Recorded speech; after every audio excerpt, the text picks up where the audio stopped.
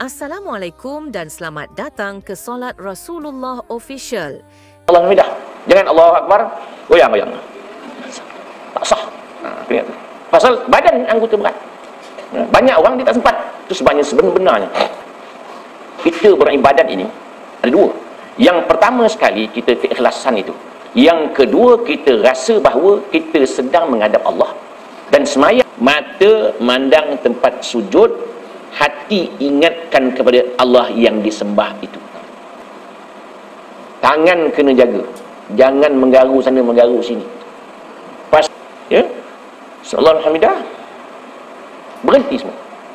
Berhenti ke semayang semayang subuh Jumaat, sujud tilawah itu mesti makmum redha. Kalau makmum tak redha tak payah.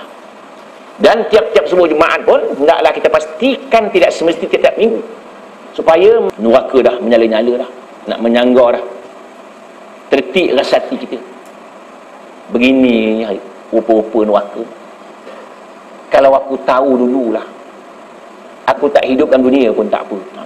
Cakap seorang dalam hati, kalau beginilah neraka, aku tak hidup pun tak apa. Tapi apa nak dikatakan? Dan nak menghadap. Di sini kami berkongsi panduan, ilmu dan amalan solat yang berpandukan sunnah Rasulullah sallallahu alaihi wasallam. La ilma lana illa ma 'allamtana innaka antal alimul hakim. Muslimin dan muslimat yang dirahmati Allah, alhamdulillah pada malam ini kita akan sambung mengenai kaifiat solat yang zahir. Telah pun diuraikan berceramah yang lalu sehingga rukun yang keempat, rukun semayang sehingga yang keempat, dan sambung rukun yang kelima. Rukun yang kelima rukuk serta tamakninah, yakni serta tetap sekira-kira lulus membaca subhan rabbil azim, dan sunat pada rukuk itu mengucap Allahu Akbar, dan lanjutkan olehmu akan takbir itu sehingga sempurna rukuk, dan sunat mengangkatkan kedua tangan seperti pada takbiratul ihram dahulu itu. Kemudian maka ditaruhkan kedua tapak tanganmu itu di atas kedua lututmu, dan engkau dirikan kedua betismu itu sekira-kira sama rata belakang, dan lehermu dan kepala serta papan yang satu, dan engkau renggangkan kedua sikumu daripada kedua lambungmu. Tetapi jikalau ada yang semayang itu perempuan, maka iaitu sunat diimpunkan setengah anggota itu kepada setengahnya, dan baca olehmu subhan rabbil azim 3 kali, dan sunat ditambah wa bihamdih. Panjanglah soalan dia punya uraian dia. Maka yang kelima rukuk dan tamakninah. Ingat balik, tamakninah artinya berhenti sejenak ke semua anggota berat sekadar boleh membaca subhanallah, dan di sini sebut subhan rabbil azim. Maknanya sekurang-kurang tamakninah, berhenti seluruh anggota yang berat. Anggota berat maknanya tangan, kepala itu anggota berat, jari itu anggota ringan. Jangan ada yang bergerak anggota yang berat waktu rukuk itu, dan mesti berhenti kesemuanya. Sekiranya belum berhenti anggota berat, tiba-tiba kita bangun, maka rukuk itu tidak sah. Rukuk tidak sah. Itu dia. Kemudian sunat membaca Allahu Akbar waktu nak rukuk, dan akbar itu eloknya sesampai sahaja seluruh anggota dah rukuk baru berhenti. Allahu Akbar. Begitu. Rukuk dah. Jadi mana Allahu Akbar sampai. Dengan Allahu Akbar baru sampai. Ataupun Allah dah sampai dah, akbar tak berhenti lagi. Gitu. Jadi maknanya kita sunat. Sunat apabila rukuk itu kita membaca Allahu Akbar, dan akbar itu hendaklah kita berhenti apabila sudah sampai. Begitu sunatnya. Kemudian sunat mengangkat tangan waktu rukuk itu Dia kata sebagaimana takbiratul ihram dulu. Maknanya apabila kita nak takbir kan di sini. Maka nak rukuk pun di sini, kena ingat. Kalau nak mengangkat tangan, kalau tanda itu bab lain. Persoalannya ramai orang nak angkat tangan tapi tak sempurna. Begitu. Setelah pun saya jelaskan beberapa kali. Maksudnya waktu nak rukuk itu kita tadi takbir di sini juga. Nak rukuk pun kena di sini juga. Kalau nak mengangkat, pasal angkat ni hukumnya sunat. Jangan sebagaimana yang telah dijelaskan pada ceramah yang lama dulu. Maknanya bila takbir sini, nak rukuk sikit je. Sikit kan sini. Makna kita pun tak tahu kitab mana dia baca. Makna kalau nak angkat, angkatlah. Tidaklah. Kalau tak nak angkat, jangan angkat, senang cerita. Allahu Akbar. Kan betul gitu. Kan? Allah dah. Itu ikut mazhab lain pun tak apa. Pasal itu hukumnya sunat. Jangan bila nak rukuk je.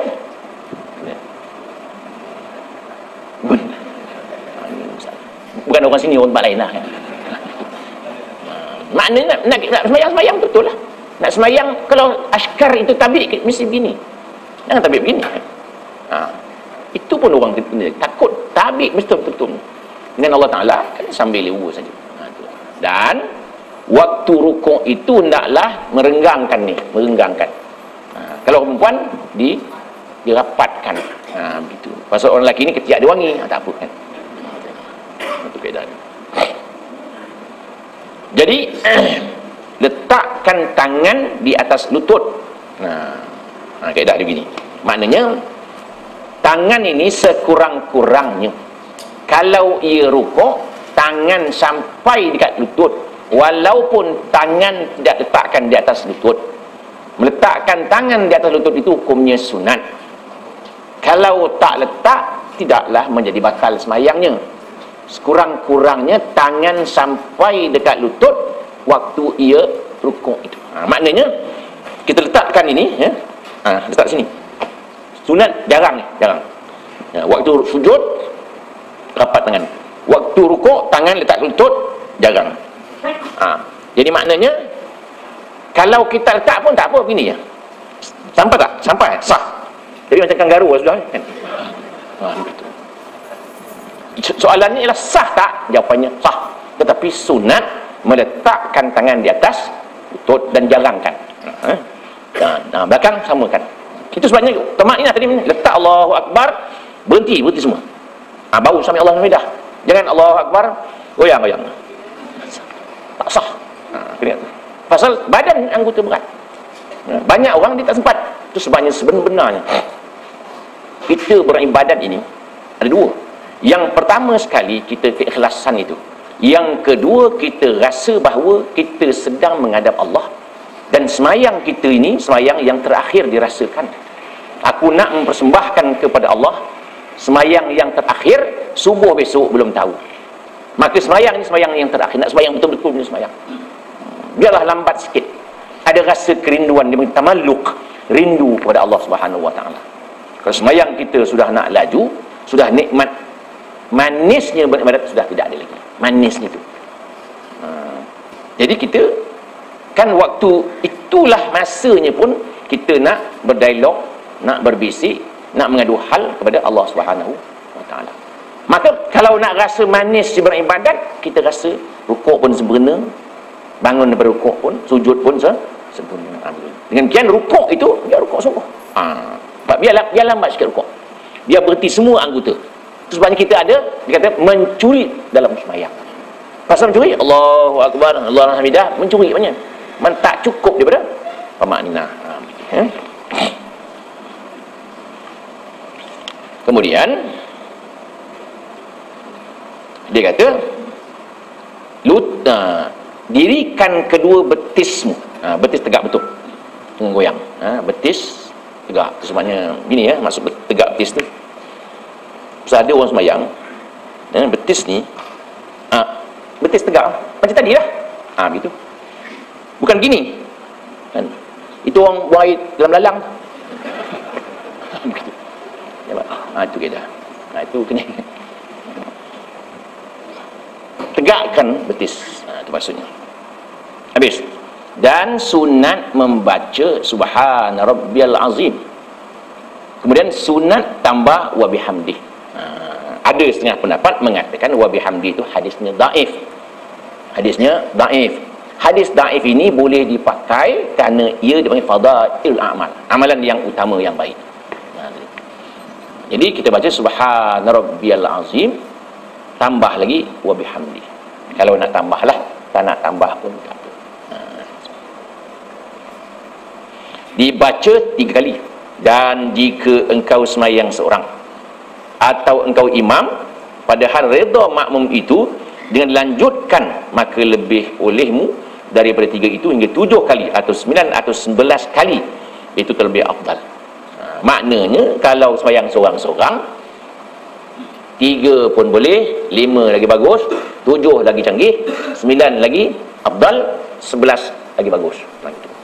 Kalau sekiranya semayang seorang. Tetapi kalau menjadi imam dan makmum redha, itu dia. Makmum redha, kita semayang lama-lama begitu, maka hukumnya boleh dilanjutkan. Itu sebabnya kita semayang semayang subuh Jumaat, sujud tilawah itu mesti makmum redha. Kalau makmum tak redha, tak payah. Dan tiap-tiap subuh Jumaat pun hendaklah kita pastikan tidak semesti tiap minggu, supaya memaklumkan kepada makmum benda ni tidak wajib. Kadang ada orang tak faham. Kan Mekah baru ni habis, tak rukuk belakang, tak sujud belakang. Tengok apa hal. Balik-balik dia kata imam tak sembahyang 3 rakaat. Padahal sujud tilawah tu. Jadi maknanya kita boleh sembahyang, boleh baca sampai 11 kali. Tapi kalau makmum tak redha, jangan buat pasal. Tak datanglah imam makmum. Dia tunggu lama benar imam.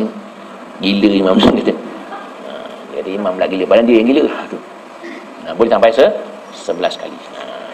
Kalau main tarawih, jangan. Dan sunat dibaca rukuk, Allahumma laka raka'tu wa bika amantu wa laka aslamtu khasha'a laka sam'i wa basari wa asabi wa mukhi wa azmi mastaqallat bi qadami ataupun qadamayya lillahi rabbil alamin. Hai Tuhanku, bagimu aku rukuk, dan dengan dikau aku percaya, beriman, dan bagimu aku menyerahkan diri, padahal khusyuk yang hadir bagimu pendengaranku, penglihatanku, dan otakku, dan tulangku, dan uratku, dan barang yang berdiri dengan dia kedua kakiku, bagi Allah Tuhan sekalian alam. Maknanya ini bacaan tambahan. Kalau kita boleh hafal, sebenarnya dalam kitab tulis dia kata sebenar-benarnya mengapa kita dulu ni membaca Subhanallah azim saja. Sebenarnya pasal peringkat awal memudahkan kita semayang itu. Sebenarnya bacaannya panjang lagi. Jadi kita ni peningkatan kita yang kedah tua tambah lagi lah. Jadi maknanya peringkat mula-mula mengaji dulu Subhanallah azim. Tapi sudah meningkat tua, maka adalah perubahan, peningkatan solat itu yang kena. Baru kita rasa bahawa ada perasaan ingin meningkatkan makam darjat kita di sisi Allah Subhanahu wa taala. Jadi sama juga kita ataupun kita baca dalam buku Subhanallahumma wa bihamdika Allahumma ighfirli. Jadilah dalam buku Subhanallahumma rabbana Subhanallahumma bihamdika Allahumma ighfirli. Waktu ruku. Atau kita baca yang ini. Allahumma laka raka'tu wa bika amantu sampai habis. Adalah peningkatan.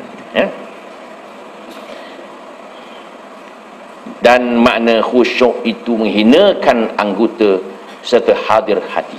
Makna khusyuk itu menghinakan. Maknanya kita rasa hina kita menghadap hadapan Allah Subhanahu wa taala. Dan hati kita hadir, kita tahu yang kita sedang semayang. Kita tahu yang kita sedang semayang. Jangan kita rasa kita perasan kita semayang. Sebabnya kita memandang tempat sujud. Mata mandang tempat sujud, hati ingatkan kepada Allah yang disembah itu. Tangan kena jaga, jangan menggaru sana menggaru sini.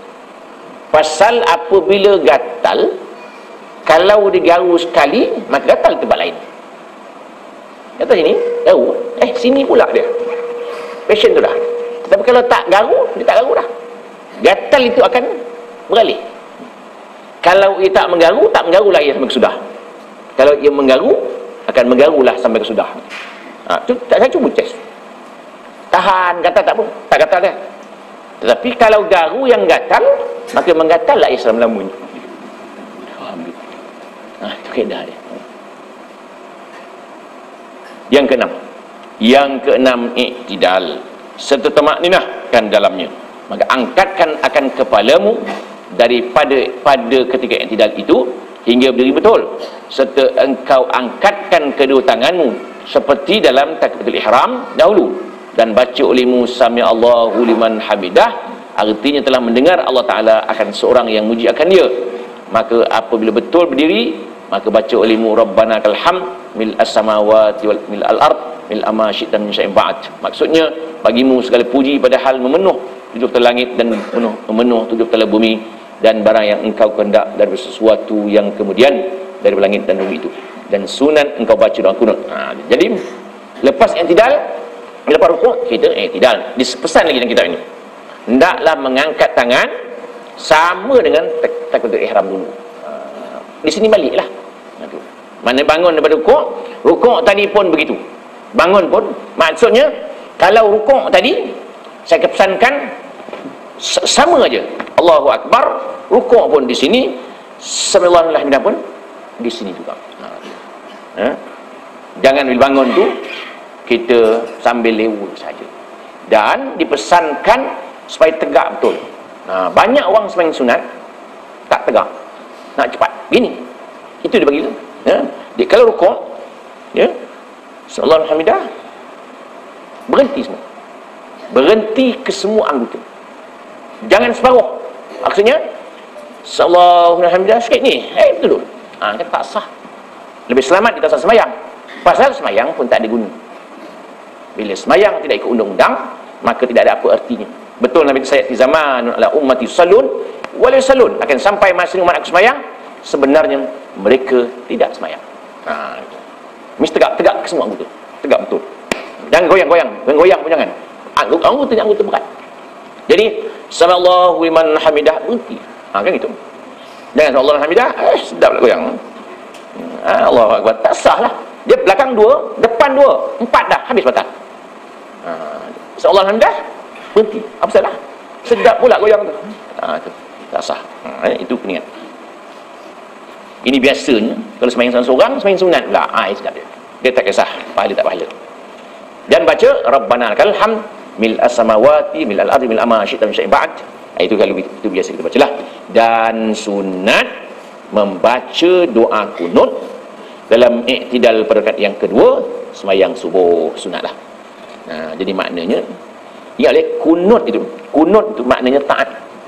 Kunut itu maknanya taat, ketaatan man. Pasal kadang-kadang kunut ni orang tak tanya pun makna apa kunut tu. Kalau qanit, orang yang taat. Kunut mana ketaatan, itu taat.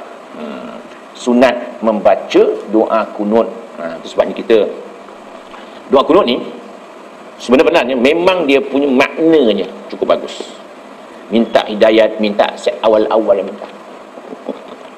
Jadi bacaannya, Allahumma hadini fi man hadait, wa afini fi man afait, wa tawallani fi man tawallait, wa barik li fi ma a'tait, wa qini syarra ma qadait, fa innaka taqdi wa la yuqda alaik, wa innahu la yadhillu man walait wa la ya'izzu man adait, tabarak rabbana ta'alait, falakal hamdu ala ma qadait, astaghfiruka wa atubu ilaik, wa sallallahu ala sayyidina Muhammad wa ala alihi wa sahbihi wa sallam. Maksudnya, hai Tuhanku, beri olehmu hidayat akan daku serta orang-orang yang engkau beri hidayat, dan afiatkan olehmu akan daku serta orang-orang yang engkau afiatkan, dan engkau perintahkan akan daku serta orang-orang yang engkau perintahkan, dan beri olehmu keberkatan bagiku daripada barang yang engkau beri akan daku, dan peliharakan olehmu akan daku akan segala kejahatan yang engkau qadakkan, yang engkau takdirkan, dan yang engkau hukumkan, kerana bahawasanya engkaulah yang hukumkan atas sesuatu padahal tidak dihukumkan atasmu, dan bahawasanya tidak hina orang yang engkau tolong, dan tidak mulia orang yang engkau jadikan seteru. Maha suci engkau hai Tuhanku, dan maha tinggi engkau hai Tuhanku, bagimulah segala puji atas orang yang engkau hukumkan Padahal aku mohonkan ampun akan dikau, dan aku taubat kepadamu dan rahmat Allah dan salamnya atas penghulu kami Nabi Muhammad dan atas keluarganya dan sahabatnya. Itu maksud terjemahan doa kunut. Tengok sekejap. Yang pertama, kita minta hidayat. Minta Allah Ta'ala hidayat. Dalam kita punya bacaan dudukan tersujud pun wah dini, minta hidayat juga. Dalam semayang pun minta ihdinas siratal mustaqim, minta. Okay, ya? Ihdinas siratal mustaqim, tunjukilah kami wahai Allah apalah kiranya jalan yang lurus, jalan yang benar, jalan yang sah. Jalan yang bagaimana? Jalan yang telah engkau nikmatkan ke atas mereka itu. Siapa mereka itu? Iaitu nabi-nabi, siddiqin, syuhada dan salihin.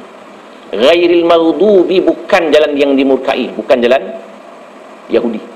Waladhdallin, bukan jalan sesat, bukan jalan Nasara. Sebab kita tadi baca radina billahi rabba. Yang kami redha ni Allah Ta'ala itulah bagi Tuhan. Bil islami dina, Islam itulah yang kami redha sebagai agama. Jangan tambah bil islamil hadari dina, jangan. Kan payah. Nak pesan baik-baik tu, jangan pandai-pandai tambah-tambah yang Allah dah. Islam itu Allah Ta'ala yang beri itu.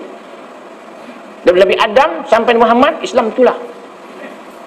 Kena pesankan orang Panjaian, jangan silap. Besok bimbang dalam kubur telajak kita. Nanti mereka tanya, Mahdi duka, apa agamamu? Islam hadari. Sudah. Kan pening malaikat ni. Agama mana pula dapatnya? Ingat baik tu. Jangan kita terikut-ikut dengan cara yang salah. Islam jangan tambah. Islam yang Nabi bawa itulah dia. Kalau hadara Islamiyah lain, itu tamadun Islam lain. Al-fiqhul islami, fiqh Islam lain. Fiqh yang diislamkan, akidah yang diislamkan. Akidah rosak pun ada, tapi akidah yang Islam. Islam yang hadari tak ada. Macam ikan bilis juga. Ikan bilis, bukan bilis ikan. Ada tak? Bila ni pernah beli bilis ikan ni? Betul ke gagak? Sekian dimaklumkan. Itu dia. Jadi akhirnya minta hidayat. Hidayat bagaimana? Sebagaimana orang-orang yang telah engkau beri hidayat. Macam itulah. Itu yang diminta tu. Wa'afini fiman afait, sihatkan aku sebagaimana orang-orang yang kau sihatkan. Wa tawallani, pimpinlah aku sebagaimana orang-orang yang kau pimpin. Minta. Pagi-pagi dia minta lah. Itu sebabnya kita subuh-subuh ni kita bagusnya semayang berjemaah. Pasal ramai-ramai minta. Tapi subuh-subuh ni orang malas bangun tu. Nak pesankan kita kadang-kadang tak terasa rugi tak berjamaah. Kan Nabi kata, man sallas subah fi jamaah faka'annama qamal laila kullahu. Barang siapa yang semayang subuh berjamaah, seolah-olah ia mengadakan qiyamul lail sepanjang malam. Man sallal isya fi jamaah faka'annama qamal laila nisfahu.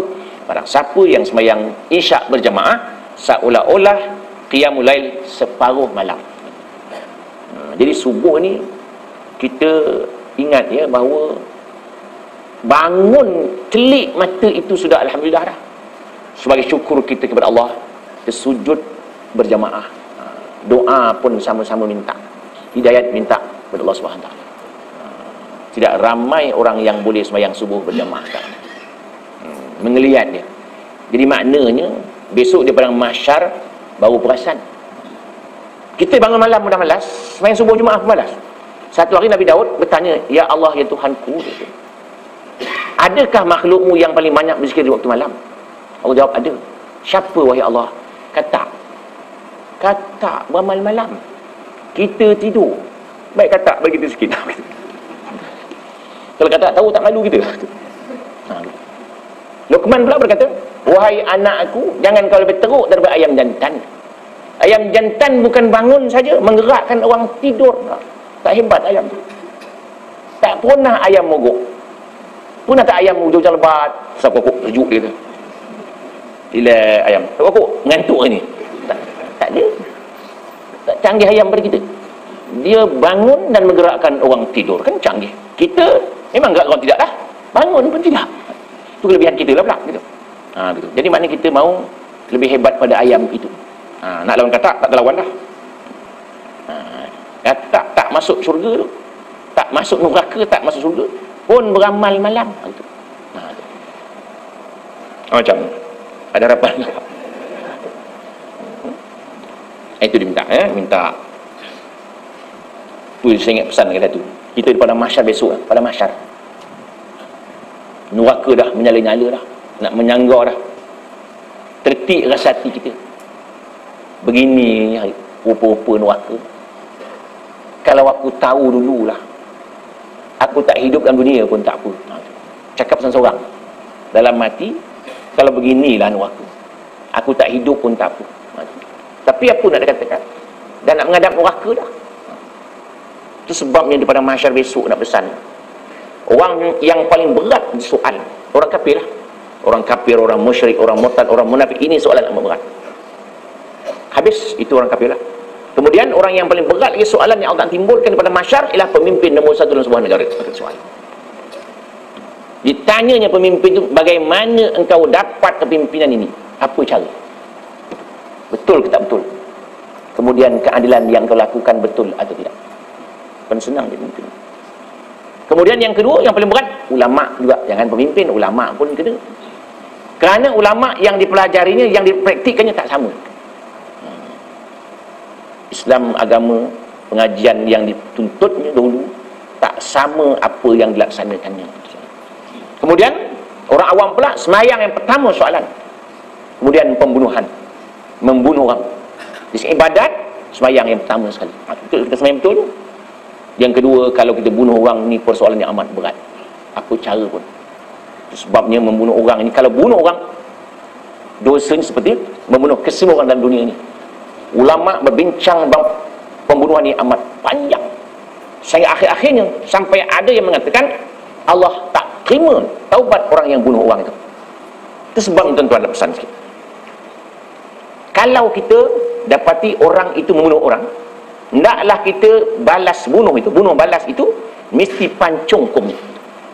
Tak boleh gantung, tak boleh. Pasal gantung itu menyeksa orang yang walaupun dia jahat, tapi kita dianggap menyeksa orang itu. Kan dalam Islam tidak boleh berlaku zalim. Dia betul, dia jahat, bunuh orang betul. Tapi kita bunuh dia, pancung supaya dia tak rasa sakitnya mati itu. Kan Islam dah begitu. Walaupun dia jahat, memang jahat. Tapi bukan untuk dia sebenarnya. Dibunuh dia itu bukan untuk dia. Dia tak ada guna pun dah bunuh orang dah. Gunanya untuk orang lain yang belum bunuh orang. Begitu. Walakum fil qisas hayah. Bagi kamu itu kisas untuk orang lain hidup. Maksudnya, kita tengok orang itu bunuh orang, kena bunuh, kita pun tak berani bunuh orang dah. Maka orang lain kan boleh hidup. Tapi kalau bunuh orang yang bunuh orang itu dalam gelap gelita siapa pun tak nampak, apa orang nak takut? Sebab dalam Islam dipancung leher dia tu. Sebab kita bunuh orang yang bunuh orang dengan cara gantung, itu pun akan disoal daripada masyarakat. Siapa yang nak tanggung besok? Bukan senang. Jangan kita rasa bahawa kita dah semayang, dah ke Mekah dah 10 kali, dah umrah, dah pergi haji tak tinggal, zakat dah bayar semua dah. Baik, kita rasa boleh masuk surga. Belum tahu. Ini yang paling menakutkan sebenarnya. Itu sama-sama kita fikirkan bagaimana untuk mencapai kemenangan di akhirat besok. Hidup ini bukan hidup di sini. Hidup ini ada lagi hidup yang amat berat persoalan. Nabi Allah Adam AS, apabila kita semua anak-anak cucu Adam ni minta tolong, wahai Nabi Allah Adam, wahai ayah kami, wahai bapa kami, tolonglah syafaatkan kami. Tidak, Nabi Adam kata tidak. Nafsi. Hari ini kata Nabi Adam merupakan hari yang Allah paling murka sekali, yang tak pernah berlaku sebelum ini. Nabi Adam dah jamin masuk surga pun takut. Hari ini merupakan hari yang Allah paling murka, yang tak pernah berlaku sebelum ini. Nabi Adam tak berani, serena Nabi Adam. Nabi Nuh pun tak berani, Nabi Ibrahim tak berani, semua tak berani. Itulah yang patut kita fikirkan. Kita minta Allahumma dini fi hadith, minta Allah, Rabbana la tuzigh qulubana ba'da idh hadaitana. Ya Allah, jangan kau selewengkan hati kami setelah engkau beri kami hidayat. Biar terus istiqamah. Sebabnya hidup ini dalam Islam bukan sembahyang itu saja diambil kira. Semua diambil kira. Ekonomi kita, politik kita, cara hidup kita, semua akan dipersoalkan di padang mahsyar. Sebabnya kita nak mati pun kita bimbang. Dihalaukan di padang mahsyar besok pun lari. Wasiqal ladzina kafaru ila jahannama zumara. Dihalau orang-orang kafir itu keluar ke jahanam berpuak-puak. Hatta idza ja'uha futihat abwabuha. Sampai je terbuka pintu terus. Itulah sabatu abwab. Neraka itu ada 7 pintu. Fi kulli babin minha juz'un maksum. Tiap-tiap 7 pintu ada unit-unit pula lagi. Pasal apa? supaya kita masuk neraka, jangan berebut-rebut, masuk aja dah. Betul. Itu dia. Minta Allah yang pimpin kita. Minta Allah yang pimpin kita. Minta lagi di fima taib, minta keberkatan apa yang Allah kurniakan kepada kita. Yang penting keberkatan, bukan banyaknya keberkatan. Kadang-kadang hidup ni tidak berkat. Rezeki pun tidak berkat. Minta keberkatan itu. Kemudian tak apa lagi? Wa qini syarra ma qadait, minta lindung kejahatan-kejahatan apa yang telah Allah putuskan. Kemudian minta apa lagi? Minta taubat, istighfar dan sebagainya. Pagi-pagi dah. Itu dia. Habis. Yang ketujuh, sujud yang pertama serta makninah, dan hendaklah engkau sujud serta engkau ucap Allahu Akbar dengan cara engkau angkatkan kedua tanganmu, maka sunat engkau taruh pertama-tama di atas tempat sujud itu akan kedua lututmu, kemudian maka kedua tanganmu, kemudian maka dahimu padahal terbuka, dan sunat engkau taruhkan hidungmu beserta dengan menaruhkan dahimu pada tempat sujud, dan tiada terdahulu dan tiada kemudian, dan sunat engkau renggangkan kedua sikumu daripada kedua lambungmu, dan renggangkan perutmu daripada kedua pahamu. Tetapi sunat perempuan merapatkan pada sekalian itu, dan hendaklah engkau taruhkan kedua tanganmu pada ketika sujud itu berlentangan dengan kedua bahumu, dan jangan engkau hampirkan kedua lenganmu itu pada tempat sujud itu, dan demikian itu makruh, dan baca ulimu subhanallah a'la bihamdih. Kemudian lepas i'tidal kita pun sujud. Sujud tak payah angkat tangan dah. Ingat kita rukuk angkat tangan, bukan? Bangun berukuk angkat tangan. Sujud tak payah. Tak ada orang angkat pun, ada orang angkat sekali. Sujud. Dan mula-mula turun lutut dulu. Kemudian baru tangan. Kemudian baru dahi dan hidung serentak. Itu. Dahi hukumnya rukun. Hidung hukumnya sunat. Mazhab lain tak. Mazhab lain hukumnya wajib. Mazhab Hanafi, Maliki, hidung. Sekali ada orang daripada Sudan datang ke sini. Dia komplain, "Tunggu saya, dia apa Malaysia ni?" Dia kata, "Sembayang hidung tak kena." Kan ada orang kita, hidung tak kena, dahi je kena. Saya kata orang Malaysia ni memang mazhab Syafi'i, dia tak wajib letak hidung. Mazhab awak memang wajib. Tak wajib pun hidung dah sampai dulu. Itu kaedah dia. Bawa perasan dia. Nak komplain aja dia. Bagus juga dia komplain, nak tanya kan. Jadi maknanya lutut, tangan. Melainkan orang-orang yang mengandung, orang gemuk-gemuk, tak boleh dia.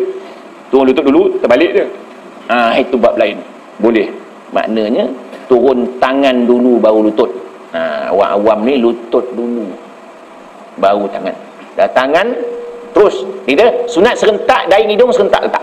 Gitu. Dan dahi terbuka. Kena dahi terbuka, jangan sembahyang begitu, tak sah tu. Ya. Tak hidup muka pun kan. Dan jangan sujud ke atas kain yang bergerak bersama-sama kita bergerak, gitu. Ya. Jangan sujud di atas kain yang bergerak bersama-sama kita bergerak. Katakan serban tu, letak serban sini, kan itu sujud, serban tu terletak ke depan, kan kita sujud atas sujud, tak sah. Perempuan pun sama juga. Tapi pakai telur pendek, kan, telur pendek tu. Dia punya kain ni, kain lapuk tudung ke depan gitu. Dia sujud di atas kain itu, tak boleh. Gitu. Ingat, jangan sujud di atas kain yang bergerak bersama-sama kita bergerak. Itu. Jadi anggota sujudnya ada 7. Yang pertama dahi, yang kedua kedua tapak tangan, yang ketiga kedua lutut, yang keempat kedua perut jari kaki. Kaki tu kena begitu, kaki kena begitu. Sujud, ini saya nak komen banyak. Sujud ini mesti ketujuh tu. Umirtu an asjuda, aku disuruh sujud ala sabati a'zum, dengan 7 tulang. 1, 3, 2 lutut, 5, dan 2 perut, dengar ya, 2 perut jari kaki. Bukan dua apa nama jari kaki, tak, 2 perut. Maknanya kaki tu bila sujud mesti bengkokkan, terpeletukkan kaki tu, jari tu, begitu, kena begitu. Letak sini tak sah, letak. Sujud kaki mesti bengkok. Kalau kaki tadi apa? Jari tu. Ada setengah orang tak sabar, waktu sujud kaki dah masuk dulu, sembai nak duduk aja, tak sah. Kena ingat tu. Sujud mesti letak 7. Tangan pun begitu, jangan begini, kan. Sujud ni tak sah tu, gini ada. Tahu rapatkan gitu undang dia. Itu yang wajib lah. Dan afdalnya tangan letak ini sama dengan bahu. Kita sujud tu tangan sama dengan ke depan, jangan tangan ke depan. Kan? Mesti sujud letak sini, kita sujud kepala ke depan. Ada juga orang yang sujud jauhan ke depan, dia punya kepala jauh benar begini, macam nak mengintai sudah gini. Kan tak betul. Punggung mesti tinggi daripada kepala. Kena begitu. Jangan sama rata begitu. Jangan maknanya sujud macam orang sejuk tu, rapat habis. Letak. Ni lambung ni mesti terbuka, sunat. Orang perempuan kena begitu tutup. Semua hal perempuan ni angkat tangan begitu dia. Orang lelaki tak, itu tak apa kan. Jenis begitu dah. Tunundang.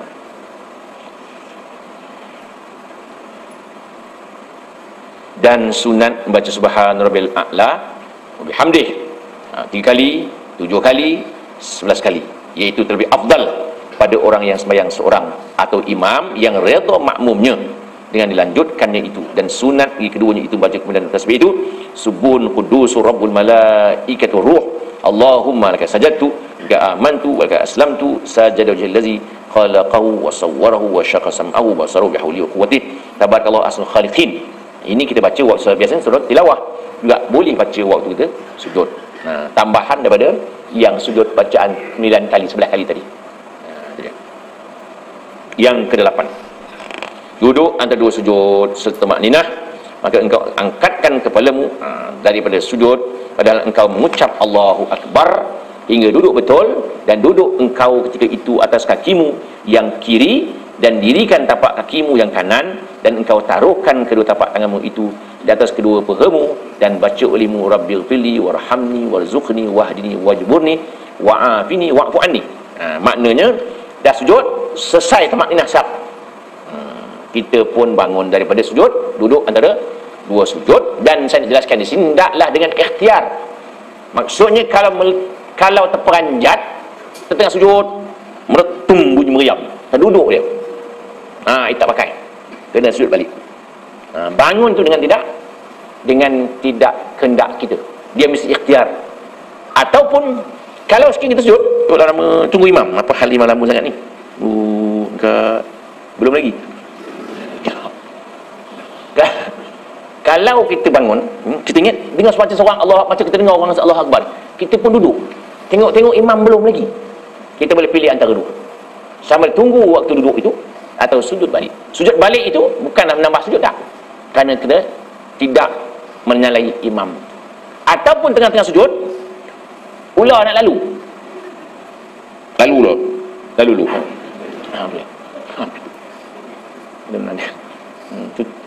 Banyak dalam kitab-kitab fiqh, kitab fiqh ini banyak. Di sini tak ada masalah. Dalam kitab-kitab fiqh yang tebal-tebal, yang besar-besar, banyak menceritakan masalah-masalah. Kalau kita baca sejarah fiqh, dipanggil fiqh takdiri, meramalkan, mentakdirkan, memikirkan masalah-masalah yang akan datang. Begitu. Walaupun ada ulama-ulama tak setuju. Contohnya, hebatnya ulama-ulama dulu. Nak pesankan kita jangan condemn ulama dulu. Ulama-ulama dulu memang alim-alim sungguh, memang tak lawannya. Jadi kalau kita baca sejarah Islam di Spanyol, ulama-ulama di Spanyol ni membincangkan hal falsafah saja, tidak di dewan, di bawah pokok aja.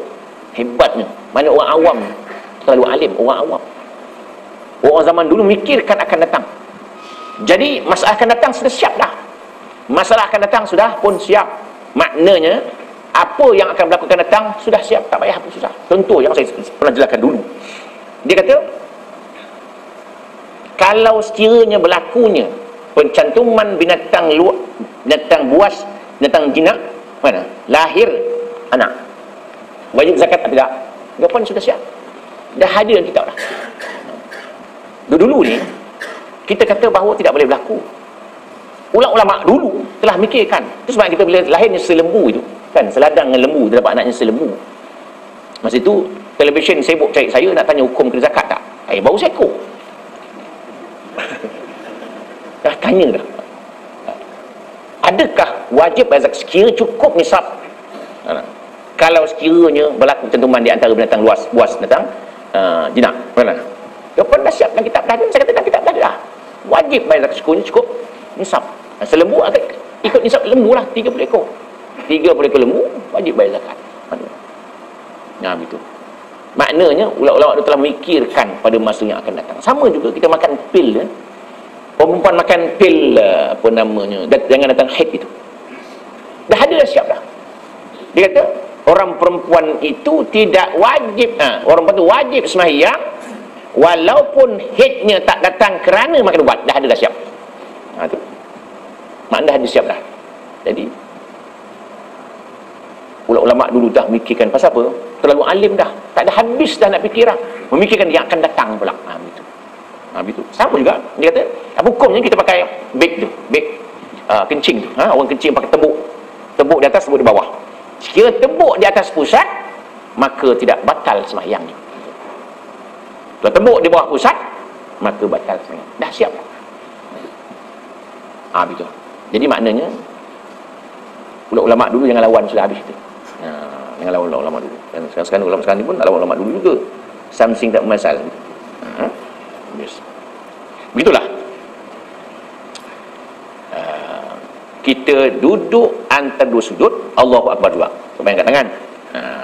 Sunat duduk di atas kaki, tapak kaki kiri, menegakkan kaki kanan.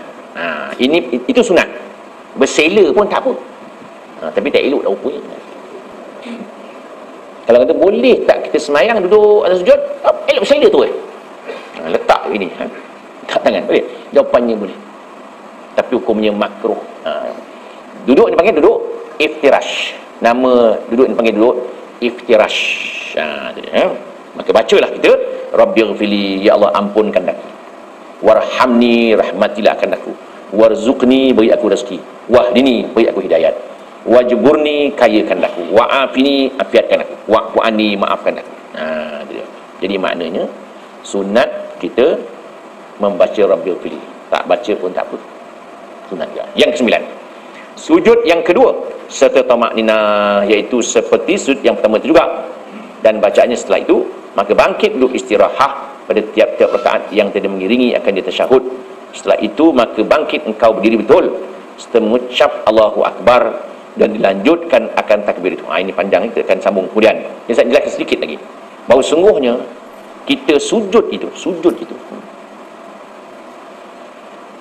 maknanya merendahkan muka kita di hadapan Allah, menghinakan diri kita di hadapan Allah Subhanahu Wa Taala.